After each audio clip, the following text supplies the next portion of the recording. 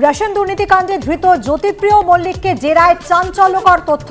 খাদ্যমন্ত্রী থাকাকালীন তাঁর দফতরে রেশন বণ্টনে দুর্নীতির কথা জানতেন বালু। জেরায় স্বীকার করেছেন জ্যোতিপ্রিয় মল্লিক। কোর্টে পেশ করা রিপোর্টে এই চাঞ্চল্যকর দাবি করেছে ইডি। চালকল গমকল মালিক থেকে শুরু করে ডিলার ডিস্ট্রিবিউটরদের একাংশের বিরুদ্ধে অভিযোগ ওঠে।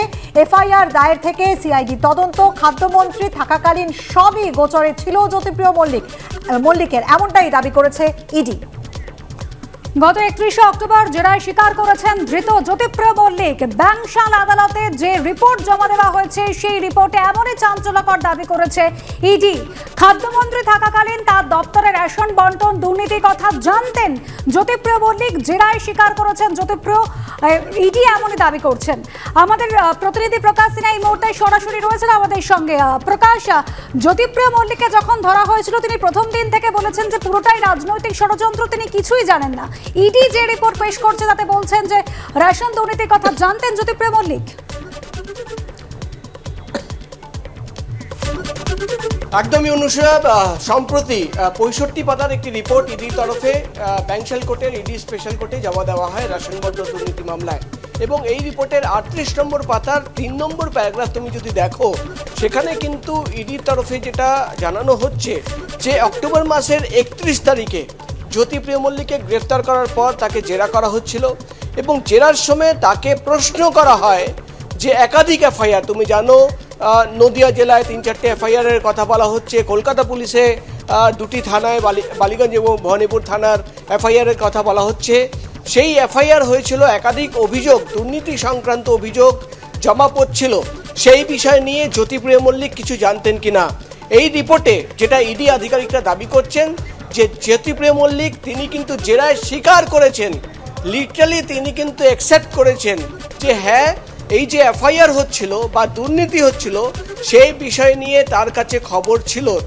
তোমার জানা উচিত বা ইডি তরফে দাবি করা হচ্ছে যে সেই সময়ে তিনি কিন্তু খাদ্যমন্ত্রী ছিলেন, অর্থাৎ খাদ্যমন্ত্রী থাকাকালীন জ্যোতিপ্রিয় মল্লিক স্বীকার করছেন যে তার কাছে কিন্তু খবর ছিল যে দুর্নীতি হচ্ছে এবং দুর্নীতি সংক্রান্ত একাধিক অভিযোগ, 2-1টা নয়, একাধিক অভিযোগ জমা পড়ছে, এফআইআর হচ্ছে।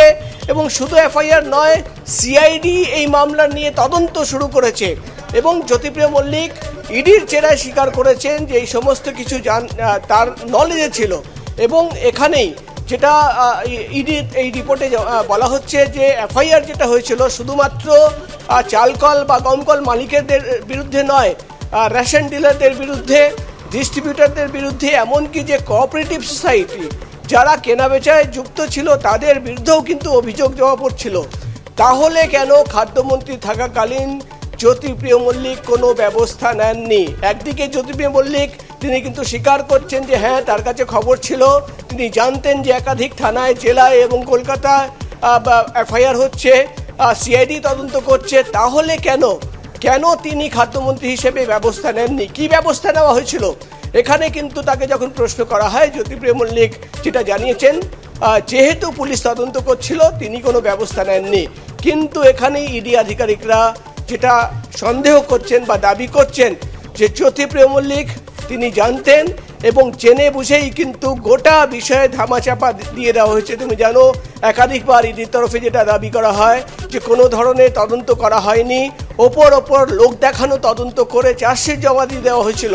তাহলে কি জ্যোতিপ্রিয় মল্লিক প্রাক্তন খাদ্যমন্ত্রী তিনি জেনে বুঝেই কোনো ব্যবস্থা নেননি? তিনি জেনে বুঝেই গভীর তদন্ত করতে দেননি? এটাই কিন্তু এখন সবচেয়ে বড় প্রশ্ন। এবং ইডি আধিকারিকরা এখন তদন্ত করে দেখছেন যে কেন একাধিক অভিযোগ এবং এফআইআর থাকার সত্ত্বেও বিস্তারিত তদন্ত হয়নি। তোমার মনে থাকবে ইডি তরফে রাজ্য পুলিশের ডিজিকে একটি চিঠি পাঠানো হয়েছিল এবং ডিজিকে চিঠি পাঠিয়ে রেশন একেবারে প্রকাশ, তুমি আমাদের সঙ্গে থাকো। এই মুহূর্তে আমরা টেলিফোনে যোগাযোগ করে নিয়েছি আইনজীবী তথা সিপিএম সাংসদ বিকাশ রঞ্জন ভট্টাচার্যের সঙ্গে। বিকাশ বাবু, যে চাঞ্চল্যকর দাবি ইডির তরফ থেকে করা হয়েছে যে খাদ্যমন্ত্রী থাকাকালীন তার দফতরে রেশন বণ্টনে যে দুর্নীতি হয়েছে সে কথা জানতেন জ্যোতিপ্রিয় মল্লিক, সে কথা নাকি তিনি নিজেই স্বীকার করেছেন। এবং একই সঙ্গে নিশ্চয়ই আপনার মনে থাকবে যে এর আগে বারবার যখন তাকে অ্যারেস্ট করা হয় বারবার জ্যোতিপ্রিয় মল্লিক বলেছিলেন যে তিনি নির্দোষ এবং তিনি ষড়যন্ত্রের শিকার। আর এবার সামনে আসছে ইডির এই রিপোর্ট।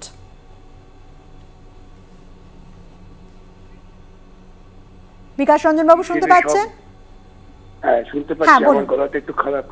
আচ্ছা, এটা তো পরিষ্কার যে খাদ্যমন্ত্রী হিসেবে তিনি জানেন দুর্নীতি হচ্ছে, তার কারণ দুর্নীতিকে তিনি লালন পালন করেছেন। এটা আমার ধারণা তৃণমূলের কেন্দ্রীয় নেতৃত্ব থেকেই তাকে এই নির্দেশ দেওয়া হয়েছিল যে টাকা তুলতে হবে যেভাবেই হোক, এবং সেটা দুর্নীতি প্রক্রিয়ায় রেশন ডিলারদের কাছ থেকে হোক, চাল কল মালিকদের কাছ থেকে হোক, যেভাবেই করা হোক তিনি টাকা তুলেছেন।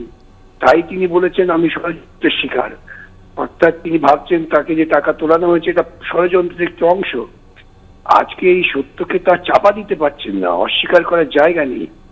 সেই জন্য ইডির কাছে তিনি যে স্বীকারোক্তি দিয়েছেন এটা যথার্থ স্বীকারোক্তি, এবং এটা থেকেই লজিক্যালি আমরা এই সিদ্ধান্তে আসতে পারি যে এই দুর্নীতিটা করবার জন্য ওর দলের নেতৃত্বের চাপ ছিল।